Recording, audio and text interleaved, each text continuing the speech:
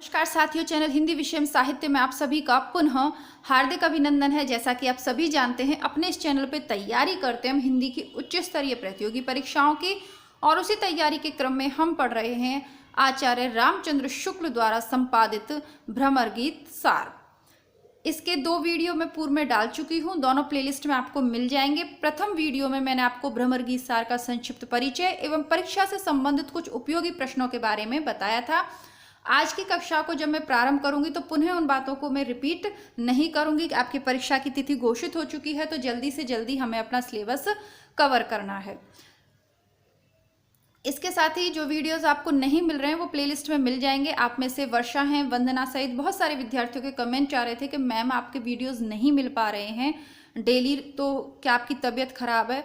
तो बहुत सारे कारण रहे, पिछले 10-15 दिन से मैं वीडियो नहीं डाल पा रही थी, चाह कर भी नहीं डाल पा रही थी। खराब स्वास्थ्य भी उसका कारण था, कुछ पारिवारिक जिम्मेदारियां भी थी, बहुत कुछ जीवन में घटित होता रहता है। तो वो सारी चर्चा तो मैं यहाँ एजुकेशनल चैनल है तो नहीं कर सकती, लेकिन हाँ, आप सभी जानते हैं कि यदि कोई विशेष कारण नहीं होता तो मैं आप लोगों के लिए वीडियोस जरूर लेके आती हूँ। आप अपना इसी प्रकार जो स्नेह मुझे कमेंट्स के माध्यम से आप देते रहते हैं, इसी प्रकार का स्नेह और विश्वास इसी प्रकार मुझ पे बनाए रखिए, क्योंकि कहीं ना कहीं ये विश्वास ही है जो कठिन परिस्थितियों में भी मुझे आपके लिए एक छोटी सी क्लास बनाने के लिए प्रेरित करता रहता है ना। आप लोगों के लिए सिर्फ एक कमेंट है, बहुत सारे चैनल्स पे आप ये कमेंट करते होंगे, है ना। बहुत बड़े बड़े चैनल ऐसे भी होंगे जो आपके कमेंट्स पढ़ते तक नहीं होंगे, है ना। पूरी टीम उनके पास होती है, बड़े बड़े बहुत सारे हैं, हिंदी के क्षेत्र में भी बहुत सारे हैं, लेकिन मेरे लिए व्यक्तिगत रूप से आप नहीं जानते कि आपके इन कमेंट्स की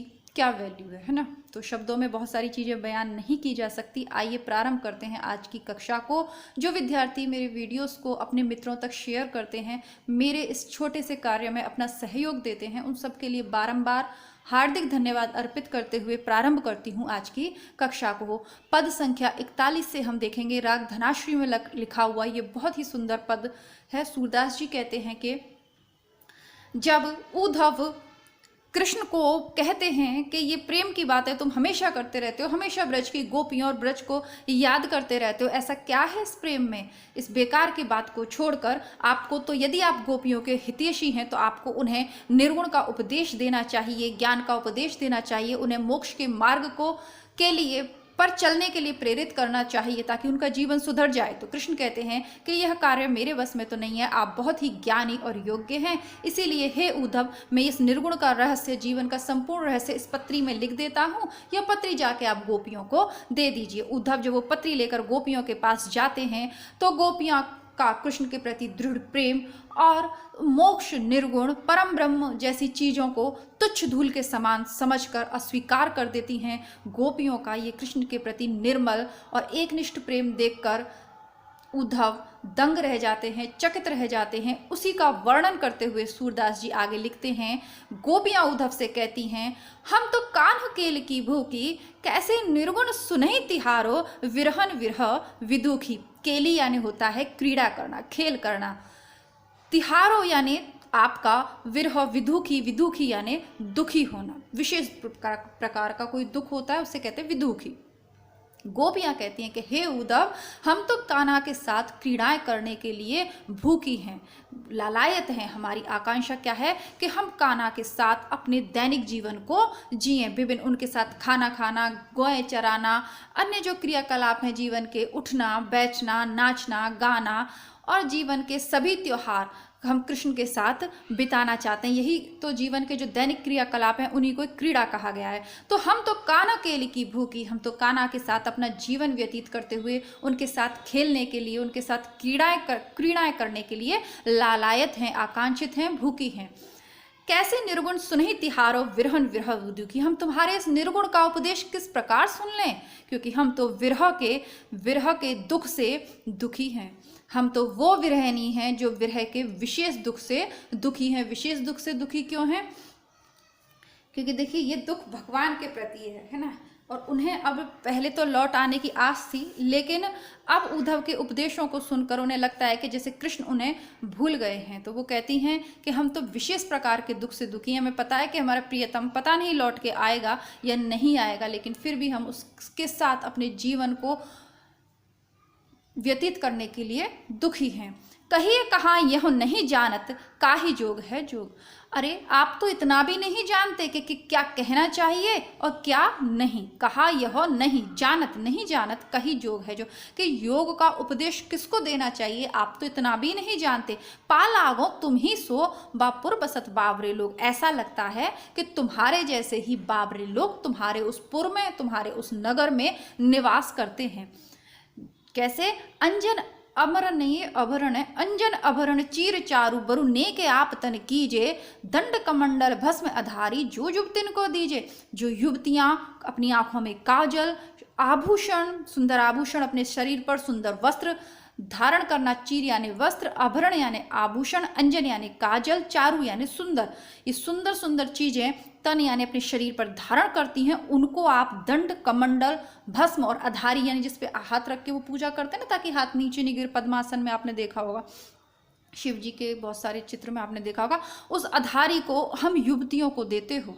जो हम युवतियां हैं उनको देते, वो युवतियां जो कि अंजन, सुंदर आभूषण और वस्त्र धारण करने के लिए, धारण करके अपने तन का श्रृंगार करती हैं, ये देने चाहिए हमको। इन सब की जगह आप हम युवतियों को ये चीज़ें दे रहे हो, इसका मतलब आप भी बावरे हो और तुम्हारे जैसे बावरे लोग उस मथुरा में बसते हैं। तभी तो उन्होंने उपदेश देने के लिए हमें उपदेश देने के लिए तुम्हें यहाँ भेजा है। कहे कृपा निधि हो कृपा सूर्यदास दे की दृढ़ता, गोपिन की ऊधो यह वृत पायो। कहे कृपा निधि हो कृपाल हो, प्रेम पढ़न पठायो। जब उद्धव ने गोपियों की कृष्ण के प्रति एक निष्ठ प्रेम को देखा, उनकी दृढ़ता को देखा, तो उन्हें समझ में आ गया कि ये जो व्रत उन्होंने धारण किया है गोपियों को पढ़ाने का, ये तो सिर्फ एक निमित्त मात्र है। वास्तव में तो कृपा निधि, कृपा के सागर ने कृपा करके मुझे प्रेम का पाठ पढ़ाने के लिए ही यहाँ भेजा है। अब समझ में आ गया कृष्ण को, उद्धव को, कि क्यों कृष्ण ने मुझे ही चुना है यहाँ पर गोपियों को उपदेश देने के लिए। मुझे यहाँ गोपियों को सिखाने के लिए नहीं भेजा, बल्कि कृष्ण जानते हैं कि गोपियाँ मुझे ही उल्टा पढ़ाकर भेज देंगी। इसीलिए प्रेम का ये पाठ पढ़ने के लिए, सीखने के लिए ही कृष्ण ने मुझे यहाँ पर भेजा। ये बात अच्छी तरह से उद्धव के अब समझ में आ गई है।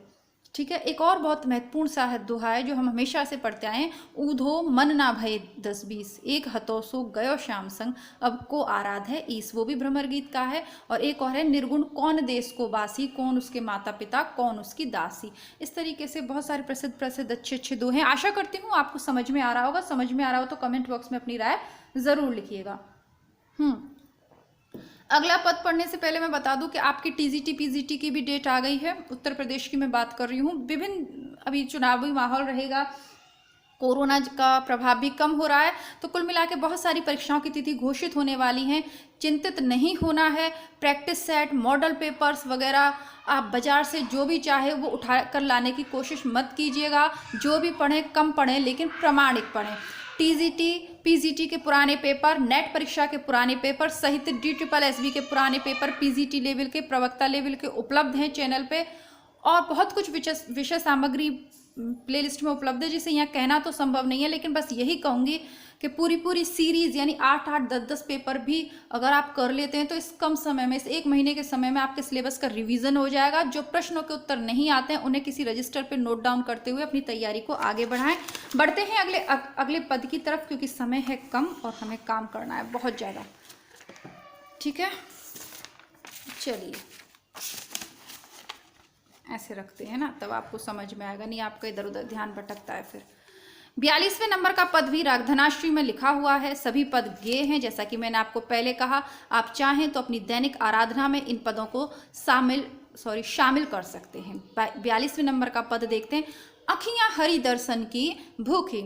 लक्षणा शब्द शक्ति है, भूखी से यानी पाने की आकांक्षा करना। भूख लगती है तो बस खाना चाहिए ही ना चाहिए ही होता है। इसी प्रकार हमारी आंखों को हरि दर्शन, प्रभु के दर्शन चाहिए। हमारी आंखें हरि के दर्शन करने के लिए लालायित हैं। कैसे रहें रूप रस राची, ये बतियां सुन रूखी। ये जो कान्हा के रूप के रस में हमेशा तृप्त रहती हैं, ये तुम्हारी इन रूखी सूखी निर्गुण की बतियों को समझकर कैसे खुश रह सकते हैं हम, कैसे रहें, ये कैसे जिएं। अवधि गणत अवधि गणत इकटक मग जोवत, अब एति नहीं दुखी, तब एति नहीं दुखी। जब हम एक एक दिन गिनकर विरह की अवधि को काट रहे थे अपने प्रभु से मिलन की इच्छा में, तब एति नहीं दुखी, तब यह इतनी दुखी नहीं हुई। झुकी का मतलब दुखी नहीं हुई, मतलब थकी नहीं। अब इन जोग संदेशन ऊधो अति अकुलानी दुखी, तब इतनी नहीं थकी जितनी तुम्हारे इस योग के संदेश को हे उद्धव, तुम ये जो योग का संदेश हमारे लिए लाए हो ना, इसे सुनने के बाद अति अकलानी दुखी, ये बहुत ही व्याकुल होकर दुखी हो गई हैं। क्यों? क्योंकि अब संदेश के कारण हमें ये पता चला कि कृष्ण तो हमें भूल ही गए हैं। बारक वो मुख फेरी दिखाओ, दुह पह पीवत पत्तूखी, सूर सिकत हटी नाव चले हो, ये सरिता है सूखी।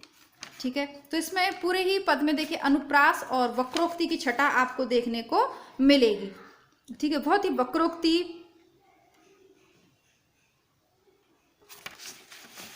पूरा ही पद वक्रोक्ति का है एक तरीके से। देख, वारक वह मुख फेर दिखाओ, हे उद्धव एक बार वह मुख हमें पुनः दिखाओ, फेर दिखाओ, फिर से दिख जाओ। दुह पह पीवत पतू की, जो दौने में है ना, पतू की यानी कोई भी दौना, पत्ते का दौना बनाया, जैसे गाय से वन में गए तो पत्ते का दौना फटाफट से बनाया, दुह पिय पीवत, और जो गाय जो दूध देती है उसको दौने में करके पी रहे हैं, उस कृष्ण की छवि को हमें एक बार और दिखा दो। तो देखिए, जो लोग ये कहते हैं कि ये जो रासलीला का गलत मतलब निकालते हैं, ऐसा नहीं है। कृष्ण के बाल रूप पर आकृष्ट थी गोपियाँ, है ना। और बहुत सी जगह तो ये ऐसा भी है कि श्राप, मतलब किसी वरदान स्वरूप, मतलब बहुत सारे ऋषियों ने तपस्या करी और जब उनसे पूछा गया ब्रह्मा जी ने प्रकट होकर के आपको क्या चाहिए, तो उन्होंने कहा कि हम एक बार जीवन में विष्णु की माँ बनना चाहते हैं। अब वो सबके लिए तो संभव नहीं था, है ना, तो फिर उन्होंने इसके माँ बन जाए, इसलिए सबको गोपियों के रूप में प्रकट किया ताकि वो कृष्ण की बाल लीलाओं का आनंद ले सके। ये कथा संक्षिप्त में मैंने आपको सुनाई है, तो इसीलिए वो क्या कहती हैं कि एक बार उस कृष्ण के बाल रूप को हम देखना चाहते, क्योंकि कृष्ण के विरह में कौन नहीं पागल हो जाएगा। जिसने एक बार भगवान को पा लिया हो, अगर भगवान उससे दूर हो जाए तो चाहे माता पिता हो, चाहे भाई बहनों को, मित्रों, कौन नहीं उनके विरह में पागल हो जाएगा। चलिए, सूर्य से कतहटी नाव चलाओ, ये सरिताएं सूखी। वो कहती हैं कि हे उद्धव, हठपूर्वक तुम इस रेत पर, है ना, सिकता कण होता है ना, रेत पर नाव चलाने का प्रयास न करो। सरिता है सूखी, सरिता यानी नदी सूखी। यह रेत की भरी हुई नदी है, पानी इसमें सूख गया है, तो इस रेत की सूखी नदी पर तुम नाव चलाने का प्रयास मत करो। क्यों? क्योंकि हमारा जो मन है, जिस प्रकार रेत की नदी में नाव चलाना संभव नहीं है, उसी प्रकार हम श्री कृष्ण को छोड़कर अन्य किसी की आराधना करें, यह भी संभव नहीं है। लाइट आ गई है तो पंखा चल गया है, तो मैं इसे बंद करती हूँ, नहीं आपको वीडियो में आवाज़ नहीं आएगी। 1 मिनट रुकिएगा, है ना, थोड़ा सा आप इंतज़ार करिए, मैं पंखा बंद करके आती हूँ।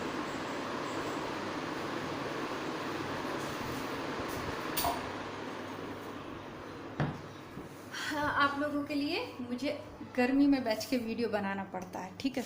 आप लोगों के लिए कह लीजिए या अपने लिए कह लीजिए, जो कहें आप, जो समझें आप, है ना, क्योंकि आप लोगों के लिए तो क्या ही कर रही हूँ, अपने लिए कर रही हूँ, अपने मन की शांति के लिए सब कुछ मैं कर रही हूँ, ठीक है। अब आगे का पद देखते हैं। इसको थोड़ा सा सेटिंग चेंज करनी पड़ेगी हमें इसकी, तभी जाके आपको 1 सेकंड दिख पाएगा, ठीक है। आशा करती हूँ कि आपको थोड़ा सा दिख रहा होगा। अरे भाई, और ऊपर करना पड़ेगा। चलिए, तो 43वें नंबर का दोहा हम देखते हैं।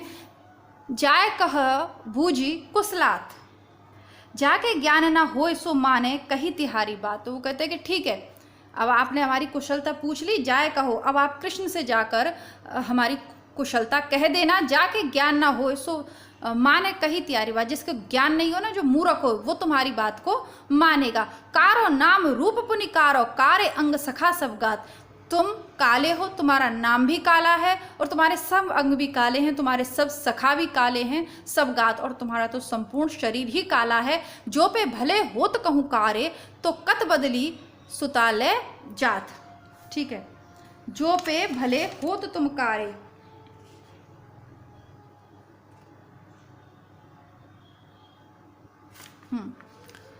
जो पे भले हो तो कहूँ कारे, तो कत बदली सुता ले जाते। यदि तुम ये काले नहीं होते, यदि कपट तुम्हारे मन में नहीं होता, तो तुम क्यों नंद बाबा की सुता यानी पुत्री को बदल कर ले जाते। माना जाता है ना कि उनकी पुत्री को बदल कर वो वासुदेव जी अपना ले गए थे और अपना बच्चा रख गए थे। हमको जोग भोग कुब्जा को काके ही ये समात। हमको तो तुम कृष्ण के लिए आक्षेप करते हुए गोपियां कहती हैं, व्यंग करते हुए, हमको तो जोग की शिक्षा देखते हो, भोग कुब्जा को, और खुद कुब्जा के साथ भोग करते हो। को काके ही ये समात, किसके मन में ये बात समाएगी कि हमें दूसरों को तो तुम उपदेश दो भक्ति उसका, वैराग्य का, और खुद भोग करो। सूरदास से सो पति के पाले जिन्हें ते ही पछता। सूरदास से सो पति कई पाले जिन्हें ते ही पछतात। वो कहती हैं कि जिन श्री कृष्ण की हमने, बहुत सी गोपियां उनको पति रूप में भी पूछती थी, बहुत सी बच्चे के रूप में भी, तो वो कहते हैं कि जिस कृष्ण को हमने पति के रूप में पाला, उनकी इन बातों को सुनकर हमें बहुत ही पछतावा होता है, क्योंकि हमने तो उन्हें पूरी तरीके से अपने आप को कृष्ण के लिए समर्पित कर दिया। अब उनकी ऐसी बातों को सुनकर हमें बहुत ही पछतावा होता है। अब 44वें नंबर का पद देखते हैं। कहाँ लो कीजे बहुत बड़ाई, अति अगाध अपार अगोचर, मन सा तहा ना जाई। तुम कहते हैं, गोपियां कहती हैं कि हे उद्धव, तुमने जितनी निर्गुण की बढ़ाई की है ना, उसकी बढ़ाई हम कहाँ तक करें। अति अगाध, वो तो बहुत ज़्यादा, तुम कहते हो वो बहुत अगाध है, अपार है, अगोचर ऐसे जिसे देखा इंद्रियों से महसूस नहीं किया, अनुभव नहीं किया जा सकता। मन सा तहा ना जाए, जहाँ मन भी नहीं पहुँच सकता, तो ऐसे जिसकी तुम इतनी बढ़ाई कर रहे हो, तो वो उसके लायक हम नहीं हैं। जल बिनु तरंग भीति बिनु चित्र, बिन चित ही चतुराई। ये तो बिल्कुल ऐसा ही है जो तुम जो निर्गुण को कह रहे हो ना, अति अगाध अपार अगोचर है, मन भी वहां नहीं पहुंच सकता, तो ये तो बिल्कुल ऐसा ही है जैसे कि तुम कहो कि जल के बिना तरंग संभव है, दीवार के बिना चित्र संभव है, और चित्त के बिना चतुराई संभव है। यदि ये बातें संभव है तभी तुम्हारा निर्गुण संभव है, अन्यथा हो नहीं सकता। अब ब्रज में अनुरीति कछु यह ऊधो आन चलाई है। ऊधो, अब तुमने ये जो उल्टी रीति है, जो रीति है ही नहीं, अनुरीति है, ऐसा लगता है वो कुछ और ही रीति आकर तुम ये चला रहे हो। रूप न रेख बदन बपु जाके, संग न सखा सहाई, ता निर्गुण सो प्रीत निरंतर, कहो निभैरी माई।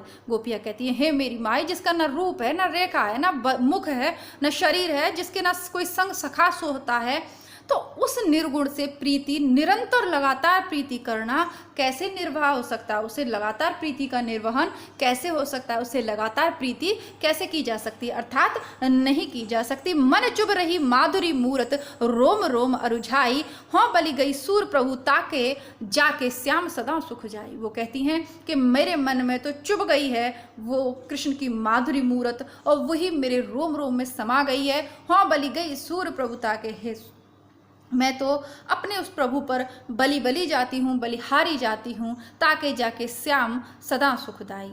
ठीक है, अपने उस श्यामले से कृष्ण के रूप पर मैं बार बार बलि हो जाती हूँ, जो सदा सुख को देने वाले हैं। ऐसे कृष्ण पर मैं बलि बलि जाती हूँ। राग सारंग में गाया हुआ वह पद था। आगे देखते हैं 45वें नंबर का पद राग मल्हार में गाया हुआ है। उपालंब की भाव से गोपियाँ यहाँ कहती हैं उद्धव को, काहे को गोपीनाथ कहावत। हे उद्धव, जो तुम्हारे कृष्ण हैं वो क्यों गोपीनाथ कहाते हैं। उनको गोपियों का नाथ कहलाने का अधिकार नहीं है। जो पे मधुकर कहत हमारे, गोकुल काहे ना आवत। और हे मधुकर, यदि तुम उन्हें हमारे कहते हो तो फिर वो गोकुल क्यों नहीं आते। सपने की पहचान जान के हमें कलंक लगावत। और वो कहते हैं कि गोपियों से तो मेरी सपनों में पहचान थी, यानी जो समय मैंने गोपियों के साथ व्यतीत किया वो स्वप्न के समान था, सुंदर था। लेकिन यहाँ उसको गोपियाँ कहती हैं कि सपने से हमारी पहचान करते हैं कि सपने में मिली थी, जाने के हमें, और उसके बावजूद तो जब तुम्हारी हमसे सपने के क्षणिक अर्थात क्षणिक यदि तुम्हारा हमसे परिचय, तो फिर हमें गोपीनाथ कहकर हमें कलंक क्यों लगाते हो। जो पे श्याम कुबरी रीजे, सो किन नाम धरावत। तो यदि श्याम कुबड़ी पर रीझ गए तो फिर वही नाम क्यों नहीं धारण करते, अर्थात कुब्जा नाथ कहाँ हैं, गोपीनाथ क्यों कहलाते। देखिए बहुत ही प्रेम में पगे हुए पद हैं। ज्यों गजराज काज के अवसर, और दसन दिखावत। दसन यानी होता है दांत। वो कहती हैं कि जिस प्रकार जो गजराज है, हाथी है, उसके काम करने के और दूसरे दांत होते हैं और दिखाने के दूसरे दांत होते हैं, उसी प्रकार कृष्ण का व्यवहार भी है। कृष्ण भी हैं जिन्होंने हमसे प्रेम किया और अब हमें भूल गए, अर्थात उन्होंने हमसे प्रेम नहीं किया, केवल हमें हमारा उपहास बनाया, हमारे साथ नाटक किया। कहन सुनन को हम हैं ऊदो, सूर अनंत विरमावत। अब अब गोपियां कहती हैं कि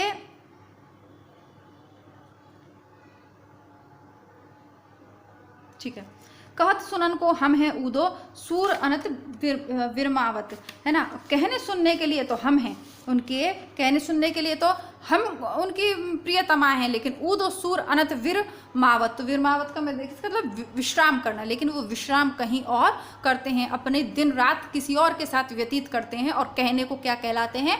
गोपीनाथ। तो अच्छा पद है, परीक्षा में पूछे गए हैं, लाक्षणिकता से युक्त ये पद है, जितना लिखा गया है उससे कहीं इनके लाक्षणिक अर्थ इनके आपको लेने पड़ेंगे। यदि किसी के प्रेम में हो और वो छोड़कर किसी और के पास चला जाए तो फिर इस तरीके की बातें स्वतः ही मन से निकलती हैं। स्वाभाविक वर्णन है, कहीं भी इसमें बनावट का अंश मात्र भी नहीं है। असूया संचारी भाव यहाँ पर प्रकट होता है। अन्य जब किसी के पास चला जाता है, अन्य नायिका के पास नायक चला जाता है, तो इसी तरीके का भाव यहाँ पर प्रकट हुआ है। 46वें नंबर का पद देखते हैं। अब कत सुरत होत है राजन, दिन दस प्रीति करी स्वार्थ हित रहत आपने काजन। वो कहते हैं कि अब क्यों, गोपियां कहती हैं कि हे उद्धव, उस राजा को अब क्यों हमारी याद आएगी। दिन दस प्रीति करी स्वार्थ हित, अपने स्वार्थ के लिए, अपने समय को अच्छा व्यतीत करने के लिए उन्होंने हमारे साथ प्रेम को किया। रहत आपने काजन, अपने कार्य के कारण, अपने कार्य यानी कार्य, अपने कार्य सिद्ध करने के लिए स्वार्थ के वशीभूत होकर उन्होंने अपना हित साधने के लिए हमसे प्रीति करी। अवय अयान भई सुनी सुनी मुरली ठगी कपट की साजन, और सबे अयानी भई, हम सब तो पागल हो गए सुन मुरली, उनकी मुरली की धुन सुनकर हम सब ठगली गई कपट की छाजन। उन्होंने कपट का खेल हमारे साथ खेला, जो उनकी मुरली की धुन सुनकर हम सब पागल होकर, सयानी नहीं बल्कि अयानी होकर उनके पीछे दौड़ भागते थे। अब मन भयो सिंधु के खग ज्यों फिर सरत जहाजन, अब हमारा मन सिंधु यानी सागर के खग, उस पक्षी के समान हो गया है जो फिर कर उसी जहाज पर आता है। जैसे जहाज का पक्षी, एक बार कोई पक्षी होता है वो जहाज पर चढ़ गया, अब वो जहाज समुद्र में चला गया, बीच समुद्र में से अब वो पक्षी लौट के खूब चारों तरफ दौड़ता है, लेकिन उसके पास एकमात्र अवलंबन, वो बैठ तो नहीं सकता, पानी में तो नहीं गिर सकता, एकमात्र अवलंबन क्या है? जहाज ही है। उसी प्रकार युक्तियाँ कहती हैं कि संसार में हमारे पास अब कोई ऑप्शन ही नहीं है। ये निर्गुण वगैरह की जो तुम बातें कर रहे हो, ज्ञान मोक्ष, ये कुछ ऑप्शन है ही नहीं। हम तो जहाज के उस एक पक्षी के समान है। भले कृष्ण ने मुरली के माध्यम से ठगा हो, अपनी क्रीड़ाओं के माध्यम से ठगा हो, लेकिन हम उस जहाज के पक्षी की तरह है। हमारा प्रेम जिसका एकमात्र अवलंबन जहाज है, उसी प्रकार हमारा एकमात्र अवलंबन कौन है? कृष्ण ही एकमात्र हमारा सहारा है। हम उसे प्रेम करते हैं और करते ही रहेंगे। दूसरा ऑप्शन हमारे जीवन में है ही नहीं। वह ना तो टूटो ता दिन ते सुफलक सुत संग भाजन, जिस दिन से वो उस सुफलक सुत यानी अक्रूर जी के साथ, सुफलक उनके पिता का नाम था, अक्रूर जी उनको मथुरा लेकर गए थे ना कंस के पास, तो जिस दिन से वो अक्रूर जी के संग भाग गए हैं, उसी दिन से हमारा स्नेह का नात उनसे टूट गया है। गोपीनाथ कहा है सूर प्रभु कत मारत हो लाजन, फिर क्यों वो गोपीनाथ कहलाकर हमें लज्जा से मारते हैं, समाज के सामने हमें लज्जित क्यों करते हैं? भाई जिस दिन से वो अक्रूर जी के साथ चले गए उस दिन से हमारा रिश्ता उनसे टूट गया, क्योंकि वो लौटकर कभी आए नहीं। वहाँ जाकर कुब्जा सहित अन्य के साथ वो विभिन्न क्रीड़ाएं करते हैं। अब ये सब उनको नगर की मतलब खबर मिलती रहती थी। अब ऐसा नहीं है, कुब्जा उनकी भक्तिन थी, लेकिन इस तरीके के भाव विधि प्रेम में ये सब नॉर्मल चीज़ें हैं ना, शक हो ही जाता है। तो वो कहती हैं कि जब हमसे कोई रिश्ता ही नहीं रहा तो फिर क्यों गोपीनाथ कहलाते हैं वो, ठीक है? तो क्यों हमें समाज में लज्जित करते हैं? हमारे नाथ कहलाते हैं, हमारे पति कहलाते हैं, हमारे स्वामी कहलाते हैं, जब हमारे साथ कोई रिश्ता है ही नहीं तो, है ना। पुन जहाज को पंक्षी पुन जहाज पे आवे, है ना, लौट लौट जहाज का पक्षी पुन जहाज पे आवे। इस प्रकार एक पद और है ना, कौन सा वाला पद है? या हाँ, प्रभु जी मेरे अवगुण चितना धरो, सूरदास का ही है ना, प्रभु जी मेरे अवगुण चितना धरो, उसी में है ये वाला पद भी कि पुन जहाज का पक्षी लौट जहाज तक आवे। चलिए चलते हैं, देखते हैं 47वें नंबर का पद। लिखी आई ब्रजनाथ की छाप, बांधे फिरत शीस पर ऊधो, देखत आवे ताप, नूतन रीति नंद नंदन की घर घर दीज थाप, हरि आगे कुब्जा अधिकारी ताते यह है दाप। अब गोपियां उद्धव का मजाक उड़ाते हुए कहती हैं कि लिखी आई ब्रजनाथ की छाप, ब्रजनाथ की छाप अर्थात ब्रज के नाथ की छाप अर्थात वो पत्री आई है, लिखकर बांधे फिरत शीश पर उद्धव देखत आवता। और देखो अजीब बात देखने को मिल रही है कि उसी को जो उद्धव है वो अपने सिर पर बांध बांध कर घूम रहे हैं। नूतन रीत नंद नंदन की, उस कृष्ण की अनोखी रीति को देखिए कि घर घर दीजत थाप, के घर घर जाकर वो थपथपा रहे हैं कि कोई मेरा ज्ञान की निर्गुण ज्ञान की पत्री पढ़ ले लो, कोई मेरा निर्गुण ज्ञान ले लो। हरि आगे कुब्जा अधिकारी, ऐसा लगता है कि हरि के आगे वहाँ की अधिकारिणी कौन हो गई है, कुब्जा हो गई है, उसी का वहाँ पर अधिकार हो गया है। ताते यह दाप, इसीलिए ये बात हो रही है। आए कहन जोग अवराधो अविगत कथा की जाप, सूर संदेशो सुन नहीं लागे कहो कौन को पाप। अब तुम ये योग का जो उपदेश है, अविगत कथा जिसका जो कभी समाप्ति नहीं होती, जो पूर्व में कभी सुनी ही नहीं गई, ऐसी कथा जिसे कोई जानता ही नहीं हो, ऐसी कथा का बार बार तुम जाप करते रहते हो। सूर संदेश हो सुने नहीं लागे, और कोई भी उद्धव के उस संदेश को सुनता नहीं है।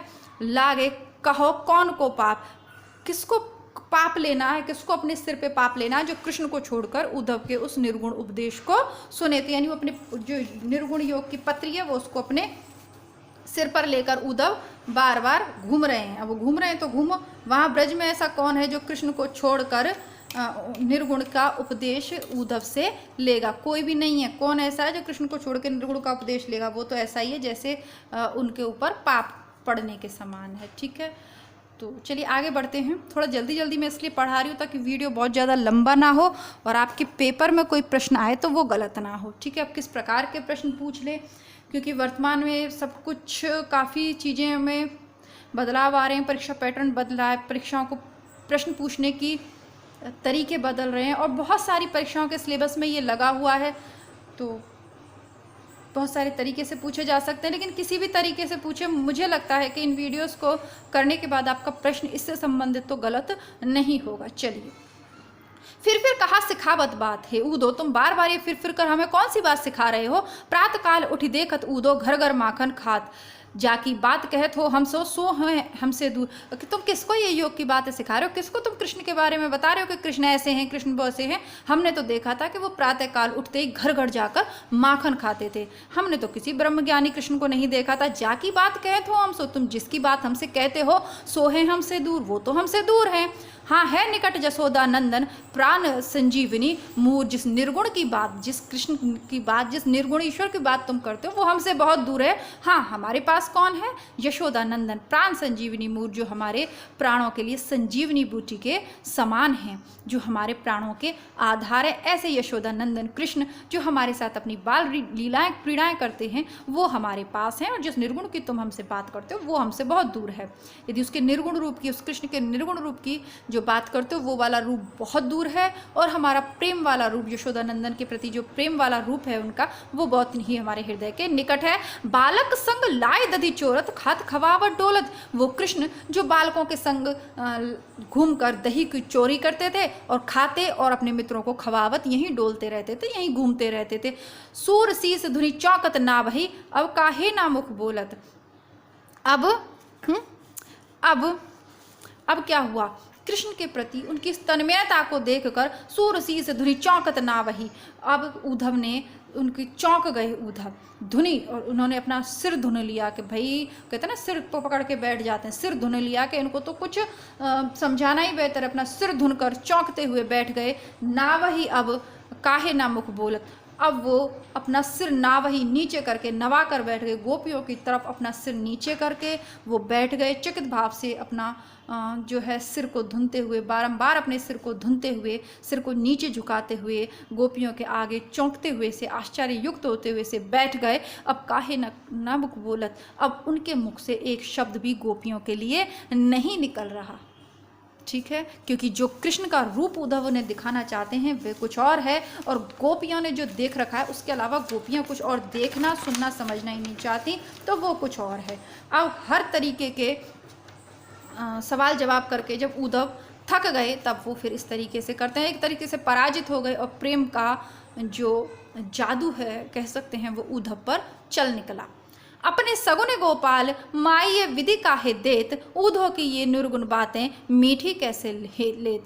वो कहती हैं हे मैया, अपने सगुन गोपाल, हमारे तो जो सगुन रूप में गोपाल हैं, यही विधि काहे देत, वो ऐसा काम क्यों करेंगे। ऊधो की ये निर्गुण बातें मीठी कैसे लेत, जब हमने अपने सगुण कृष्ण को देख रखा है तो उद्धव की निर्गुण की बातें मीठी कैसे हो सकती हैं। धर्म अधर्म कामना सुनावत सुख और मुक्ति समेत, ये जो उद्धव है वो हमें धर्म अधर्म कामना सब कुछ सुख और मुक्ति के सहित हमें बताता है। काकी भूख गई मन लाड़ू, सो देखा हूँ चित चेत, सूर श्याम तजी कौभुस फटके मधुप तिहारे हेत। वो कहते हैं कि हे उद्धव, गोपियाँ कहते कि उद्धव, मन में लड्डू फूटने से कब किसकी भूख मिटी है, को देखा हूँ चित चेत, तुमने किसके चित्त में चेतना को देखा है कि मन में लड्डू को सोचो और आपकी भूख मिट जाए। नहीं, हम ईश्वर का ध्यान करें हमारी भूख मिट जाए, नहीं, हमें ईश्वर चाहिए, हमारी भूख है उनसे मिलन करने की, तो हमें सगुण रूप में चाहिए, निर्गुण रूप में उसका चित्र, मतलब निर्गुण रूप में केवल उसको याद करके हमारी कामनाओं की तृप्ति नहीं हो सकती। सूर्य श्याम तज को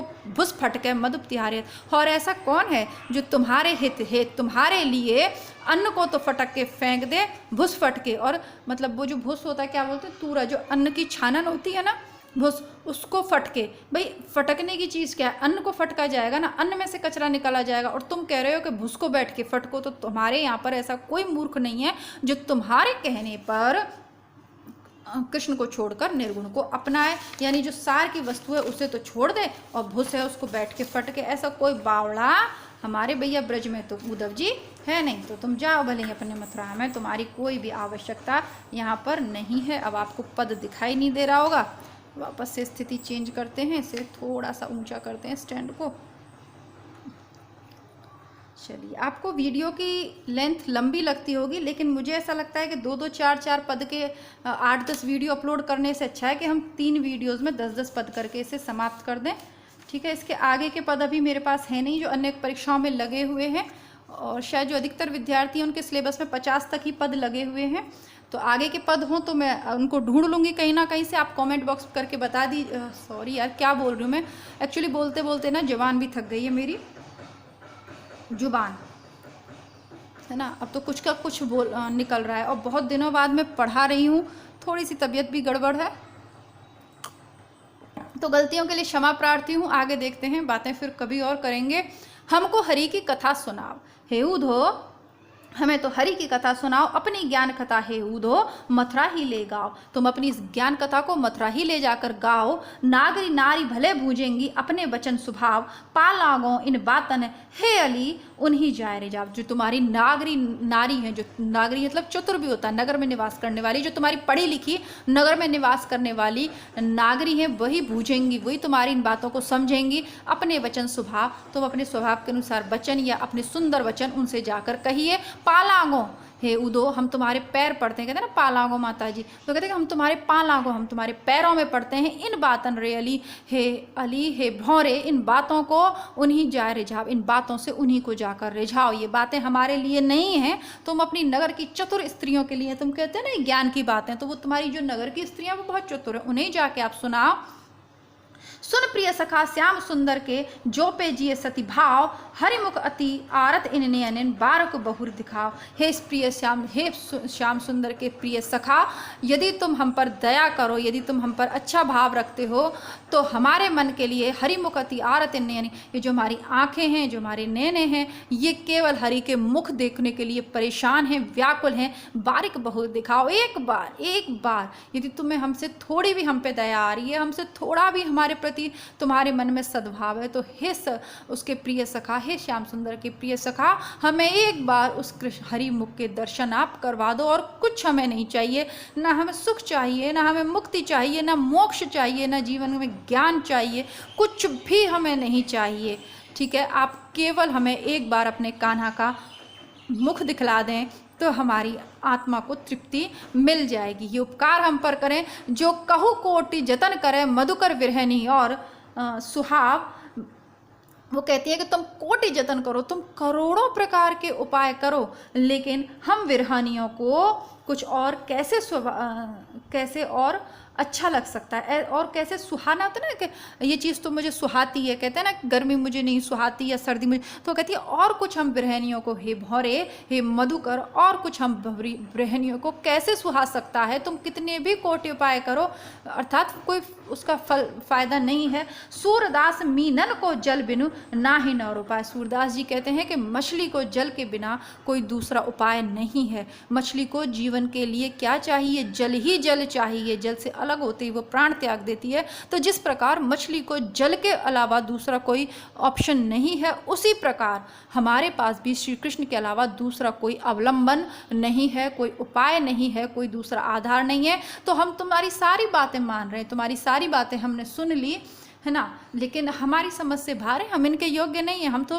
गांव की ग्वालिनें हैं, ठीक है, हम अनपढ़ हैं, हम ग्वालिनें हैं। तुम ये सारी बातें जाके अपनी चतुर नगर की युवतियों से कहो, वो समझेंगी। हमारे लिए यदि तुम कुछ कर सकते हो तो बस इतना ही कर दो कि हमारे कान्हा का मुख हमें एक बार दिखा दीजिए। ठीक है, इसी के साथ आपके 50 पदों की व्याख्या यहाँ पूरी होती है। विभिन्न उदाहरणों, विभिन्न दृष्टांतों के माध्यम से गोपियाँ कृष्ण के प्रति अपने एक निष्ठ प्रेम को प्रतिपादित करते हुए उद्धव को अपने तर्कों के माध्यम से पराजित कर देती हैं। और इसी के साथ सूरदास ने निर्गुण पर सगुण की विजय को भ्रमर गीत के माध्यम से प्रतिपादित किया है। इसके साथ हमने एक और देखा, जिस प्रकार इन पदों में क्या पढ़ा हमने, बार बार कमंडल भस्म आधारी कई बार कई पदों में आया। इसका मतलब शिव वाली जो भक्ति है उसका कहीं ना कहीं विरोध है और वैष्णवता की ओर। मैं इसकी एक व्यापक अर्थ में यहाँ पे आपको समझा रही हूँ, इसको आप थोड़ा सा तुच्छता के उसमें मत ले जाइएगा कि वो सूरदास शिव के विरोधी थे, विष्णु के अनुयायी थे, ऐसा मेरा मत नहीं है। जो इन पदों से समझ में आया आपके साथ, मैंने भी 30 पद पढ़े तो इतना समझा कि शिव भक्ति से थोड़ा सा वो शिव भक्ति का जो योग का मार्ग है उससे दूर होते हुए कृष्ण भक्ति का, वैष्णव भक्ति के जो प्रेम मार्ग है उस पर सूरदास चले हैं और अपने पदों के माध्यम से अपने मत को भी प्रतिपादित किया है। जिस प्रकार तुलसी की रामचरितमानस में हमें समन्वय की भावना देखने को मिलती है, कृष्ण की भी पूजा करते हैं, शिव की भी वंदना करते हैं, राम शिव की आराधना करते हैं, शिव राम की आराधना करते हैं, वैसा हमें सूरदास के पदों में कहीं देखने को नहीं मिला। सूरदास का एक निष्ठ प्रेम कृष्ण के प्रति है और पूरी तरीके से समर्पित हैं। गोपियों के माध्यम से अपने पदों के द्वारा उन्होंने यही समझाने का हमें प्रयत्न किया है। आशा करती हूँ कि मेरी बात आप सभी लोगों को समझ में आई होगी। तो इन वीडियोस को अधिक से अधिक अपने मित्रों तक शेयर कीजिए। ठीक है, परीक्षा के लिए तो जीके की तैयारी सहित बहुत सारी चीज़ों पर कमांड होना ज़रूरी है, लेकिन इस थोड़े बहुत प्रयत्न के माध्यम से यदि कुछ भी आपकी सहायता मैं कर पाऊँ तो मुझे खुशी होगी। इसी प्रकार इस प्रयास को अधिक से अधिक लोगों तक आप पहुँचाइए। वीडियो अच्छा लगा हो तो लाइक कर दीजिए, लाइक करने में आप लोग कंजूसी करते हैं बहुत। ठीक है, इसके साथ मिलती हूँ कल एक नए वीडियो के साथ। आगे आप लोग क्या करना चाहते हैं कमेंट बॉक्स में लिखिए। बाकी विनय पत्रिका है, मीरा पदावली है, 2 मुझे करवानी है, वो मैं करवा दूंगी। इसी के साथ साथ कुछ पुराने पेपर प्रैक्टिस सेट के रूप में मैं आपको लेके आऊँगी। TGT के स्तर के लेके आएंगे, क्योंकि PGT नेट, इसी के साथ DSSB NVS उनके भी प्रवक्ता भर्ती लेवल के हमने कर लिए हैं, अच्छे प्रश्न कर लिए हैं, कम से कम 2-4 हज़ार प्रश्न तो हम लोग कर चुके हैं। तो जिन्होंने नहीं किए हैं प्लेलिस्ट चेक करते रहिए, काम करते रहिए, साथ ही साथ अपनी प्लेलिस्ट ऑन करिए, फ़ोन में उसे सुनते रहिए। और घूम फिर के प्रश्न वही आने हैं, 2 तरीके, या तो पूरा सिलेबस कवर कर लीजिए और किसी कारण से आप नहीं कर पा रहे हैं तो पुराने पेपर जितने भी चैनल पे प्लेलिस्ट में अवेलेबल है कर लीजिए। कुछ पेपर करते करते आपको समझ में आएगा कि वही प्रश्न रिपीट हो रहे हैं। विशेषतर राजस्थान RPSC सेट के पेपर आप ज़रूर कर लें यदि आप असिस्टेंट प्रोफेसर भर्ती या नेट के लिए तैयारी कर रहे हैं। तो मिलती हूँ कल एक, या तो इसी से संबंधित कोई रचना लेके आऊँगी या पुराने पेपर आपको सॉल्व करवा दूंगी। तब तक के लिए नमस्कार, धन्यवाद, जय हिंद, खुश रहिए, मस्त रहिए।